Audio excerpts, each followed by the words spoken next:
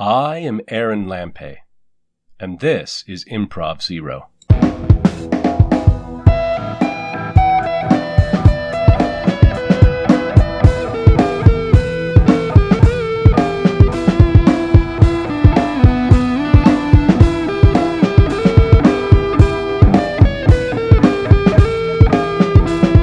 Hello. I mean, I started out on the violin. I dropped the violin. Made an attempt to pick up the bass. I don't really count that though, because I played it a couple times and then got frustrated with the piece of shit bass I was using, so I kind of gave up. Sounds like me and guitar. I also had it plugged into a guitar amp. It just sucked. It was trash. What kind of nice? I didn't have a brand name on it. Oh, that's a great song. Yes, electric bass, 4-string, red and black pickguard. I got it off a guy on Craigslist. I traded him this pair of speakers for it. I didn't know anything about basses, so I got ripped off. It was a nice pair of speakers. That sucks. So I was started a band with my best friend Ryan. We called it Monolith after the Monolith in 2001, A Space Odyssey. And we posted on Craigslist, got a vocalist. He was pretty decent. And we ended up with another guitarist. His name is Jace. He's a cool guy. Still friends. Yeah, we picked him up later along the road. But originally it was just me, Ryan, who's the drummer. This guy Sam, he was the vocalist. So then I got a 6-string bass, so I could play higher notes. So it was just a bass and drums, and we were pretty bad, honestly. What happened, right? Once we got the band together and we were working on some material, we had a song, recorded it, but we couldn't play it the same way twice in a row. When did you get started on the violin? The violin when I was in 6th grade, middle school orchestra. I was like the concert master, first chair guy. I was pretty good. You still play it?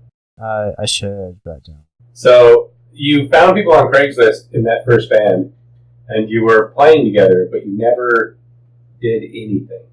Well, see what happened, right? Is then the second band, they were practicing at the same practice space. I met them, and then they drafted me because I was a bassist and I existed basically.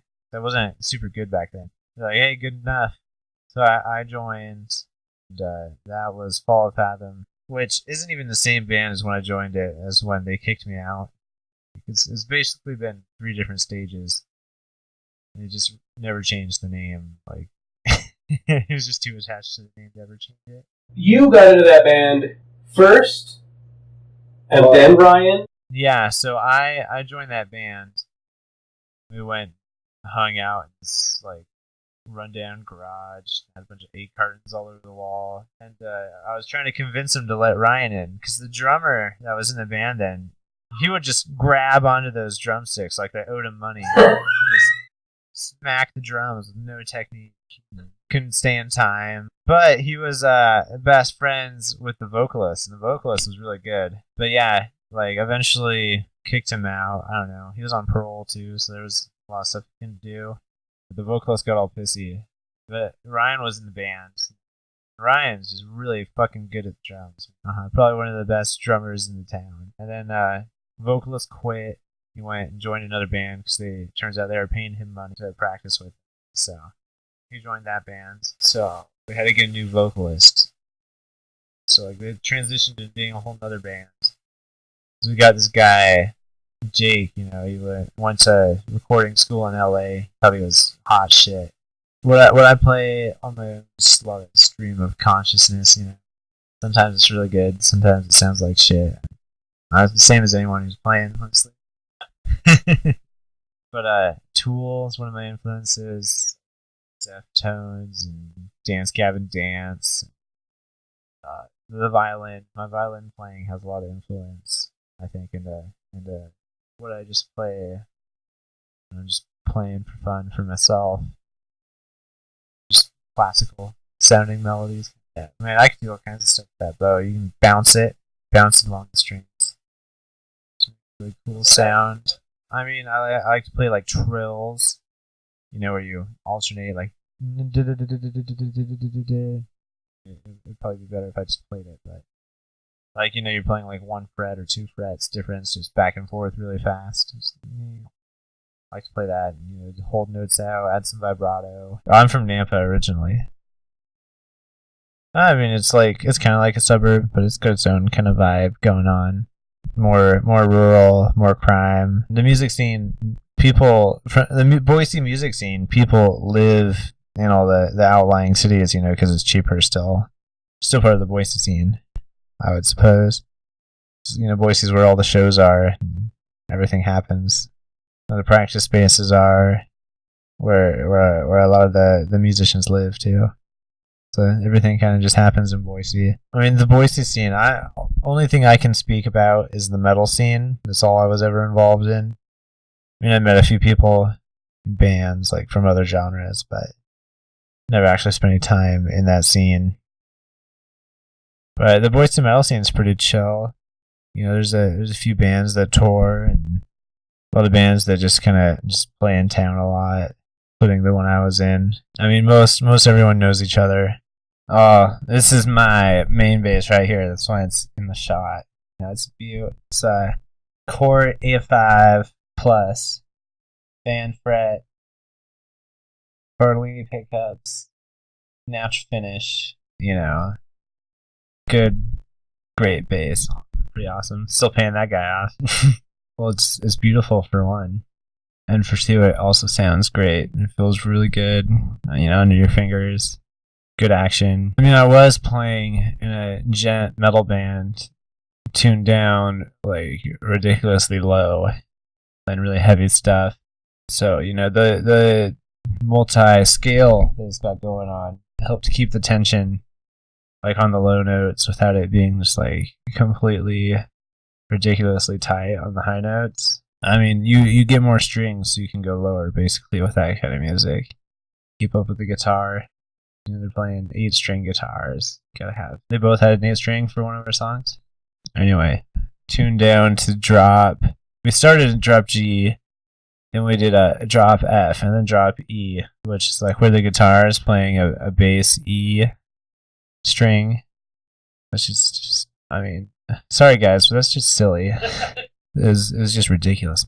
You can get away with that because you're still playing a note that a bass would play, but when the bass tunes down that low, it's a note that nobody should play. And then I've also got a 4-string Dean. That was my first bass. Keep that guy around for sentimental reasons we might get into later. And then I've got like a 6-string. It's inside that bag. I mean, I took off one of the strings and one of the tuners because it was too heavy. Too much neck dive. But that was the 6-string I got back when I was doing Monolith because we didn't have a guitarist yet. Still got that guy around. So it sounds like you have a tendency to wind up being in a position where you've got to fill in space by the musicians. It wasn't the first band. I mean, in Fall of Fathom, the guitarist pretty much took up all the space. Kind of just pushed me aside, sonically and literally. They'd turn up the bass on their amps. It's like, all right, what do you need me here for? So the Dean, that was the first bass that I got that I actually worked. That had that red piece of shit, but I don't count that because I got it and I quit playing for like at least a year, and then I was in a real dark place, suicidal,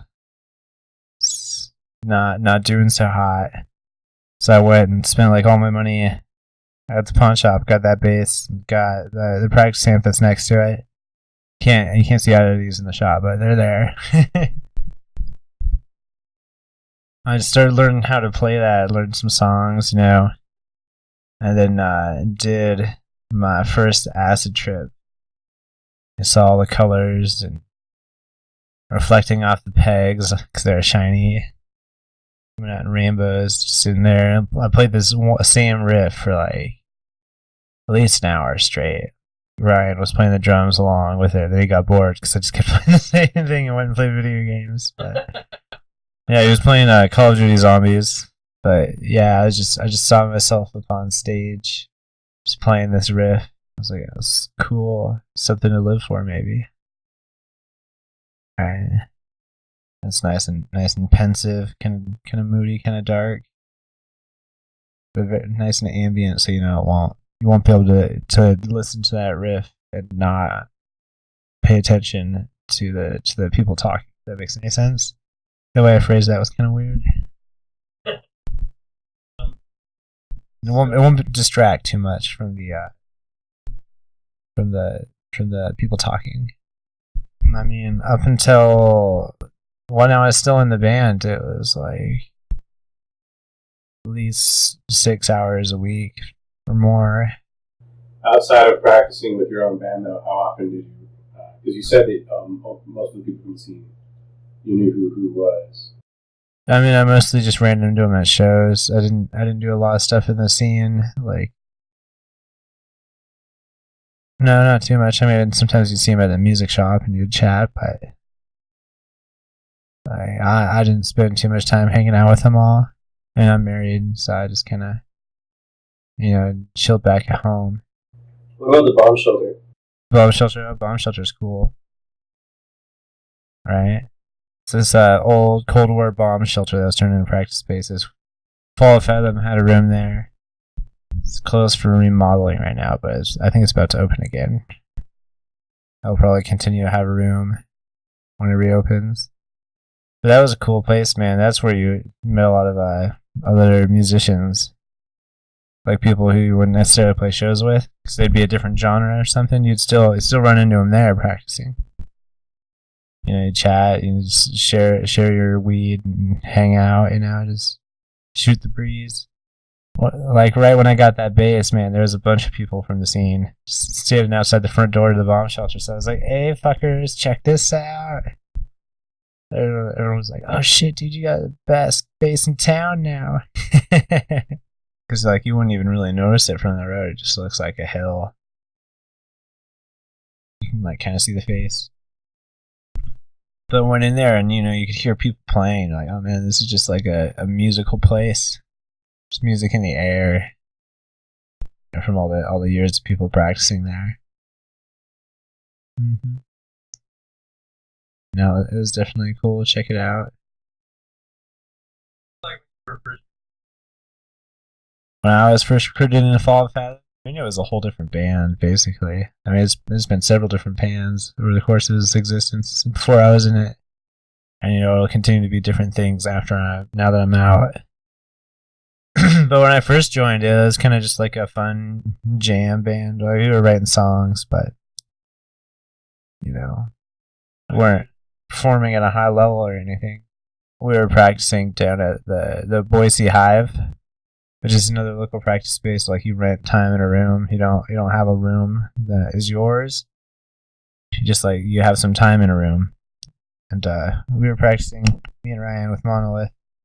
And then Tanner from Fall of Fathom was there. He was the only one who was there who's still in the band today at that point. But yeah, when I joined then, I wasn't even playing the right notes half the time, and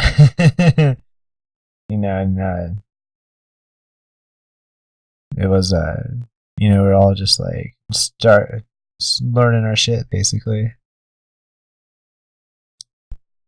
It was more fun, more personable back then. But I mean, we also weren't as good. So. There's a trade-off, I guess.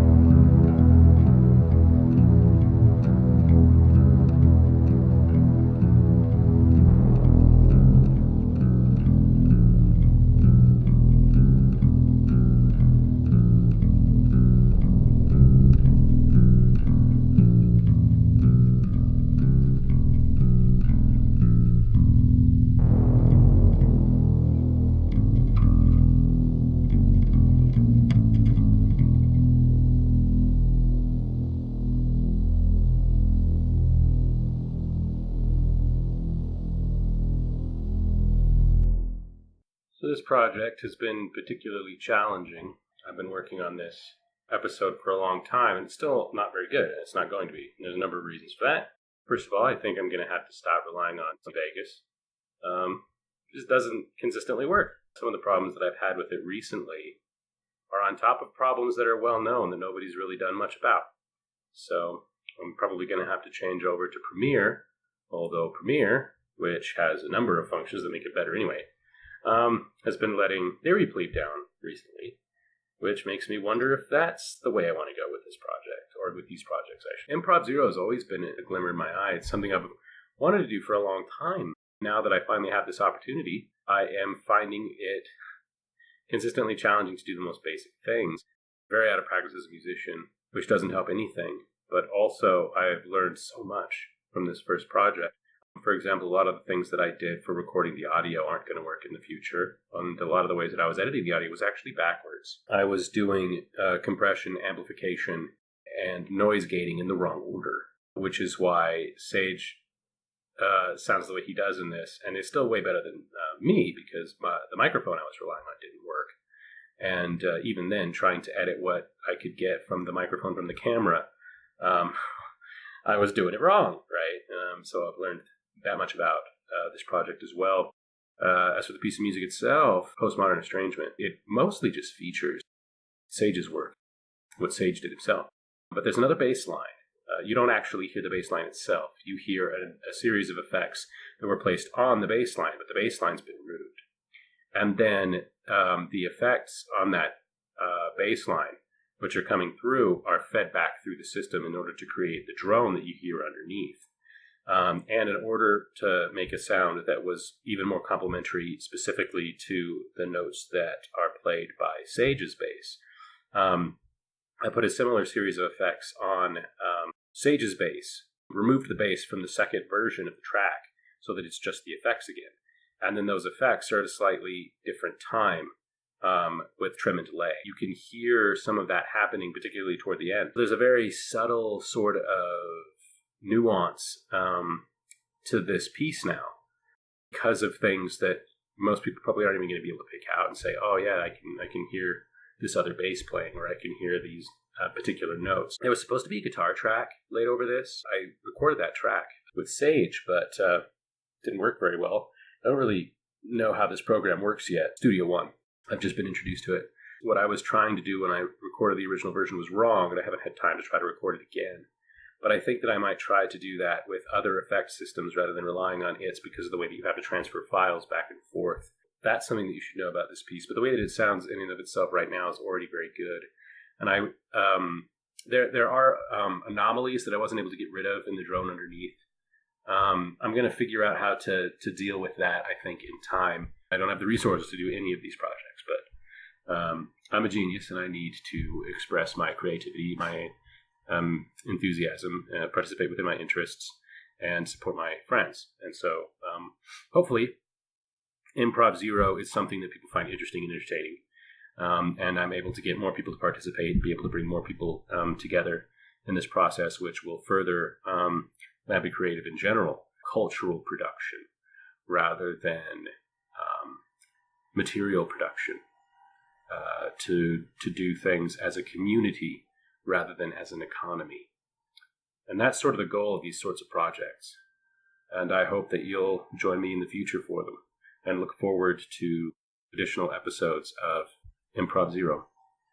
Thank you for your time.